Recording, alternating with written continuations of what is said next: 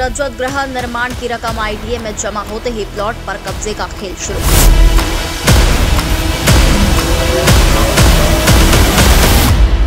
देवी अहिल्या के खाते से भरवाई रजत गृह निर्माण की विकास शुल्क राशि भरते ही प्लॉट्स पर बनाई जाने लगी बाउंड्री वॉल।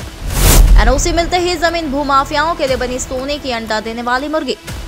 पूर्व कलेक्टर मनीष सिंह ने मुक्त कराई थी रंगून गार्डन और उसके पीछे की जमीन सरेंडर करा देवी अहिल्या श्रमिक कामगार गृह निर्माण संस्था को दिलाई गई थी।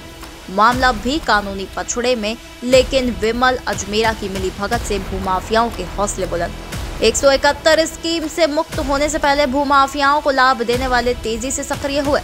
आज उस संस्था के सदस्यों ने अवैध निर्माण और कब्जे दिखाते हुए HBTV न्यूज पर बताई अपनी शिकायत। सदस्य पुनाक्ष यादव, राजेश अग्रवाल और पंकज जैन ने बताया कैसे हो रहा है कब्जे का खेल।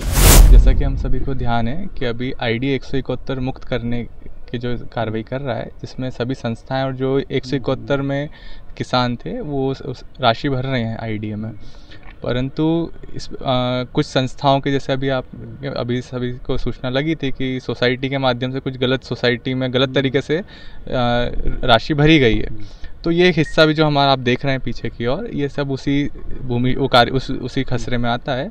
तो अब जैसे जब भरा तो वही सोसाइटी के लोग रजत और इसके वो फिर से इसमें कब्जा करने लग गए, इसकी कार्रवाई शुरू होने लग गई है। ये खसरा जो है 162 नंबर खसरा जी, है ये कौन सी सोसाइटी में आता है? ये देवी अहिल्या संस्था का था। देवी अहिल्या संस्था के सदस्यों का था, पर पूर्व में गलत प्रकार से इसका अंतरण हुआ, गलत तरह से बेची गई।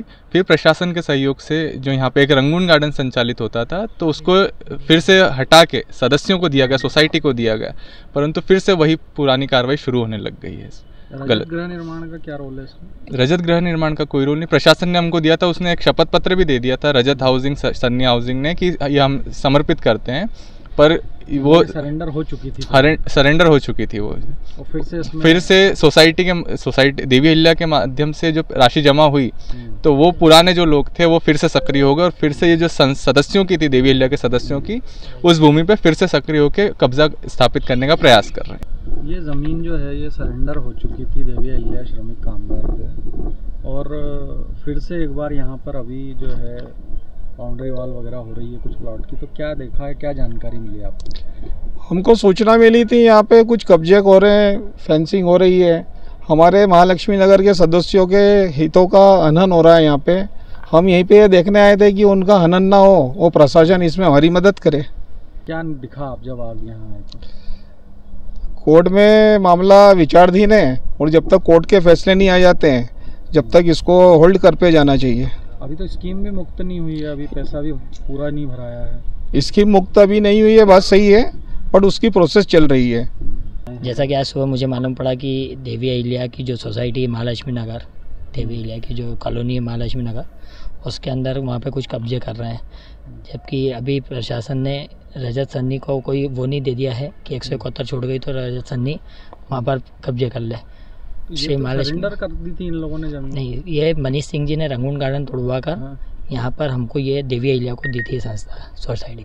उसके बाद देवी अहिल्या ने उसको कंप्लीट देखा, कब्जे वब्जे अभी करने के लिए मना कर रखा था, कोर्ट से मना करवा रखा था।